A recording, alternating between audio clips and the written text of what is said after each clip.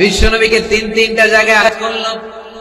এত শুভ্র সাবলীল সাদা দেহটা ছিঁড়ে ছিঁড়ে রক্ত বের হলো। বিশ্বনবী তায়েফবাসীদেরকে বদদুয়া দেয় নাই। বিশ্বনবী তায়েফবাসীদেরকে কোরআনের দাওয়াত দিতে গেলেন, তারা কোরআনের দাওয়াত মেনে নেয় নাই। বিশ্বনবী ওযু করলেন, গায়ের রক্তগুলোকে মুছে মুছে ফজরের সময় খেজুর বাগানের সামনে দাঁড়িয়ে ফজরের নামাজ শুরু করে দিলেন। বিশ্বনবী মন্ত্রমুগ্ধকর কণ্ঠ দিয়ে তেলাওয়াত করতে শুরু করলেন। ইন দ্য মিন টাইম বিশ্বনবীর পেছন থেকে একদল জিন বিশ্বনবীর কণ্ঠের কোরআন তেলাওয়াত শুনে কালিমা পড়ে মুসলমান হয়ে গেল।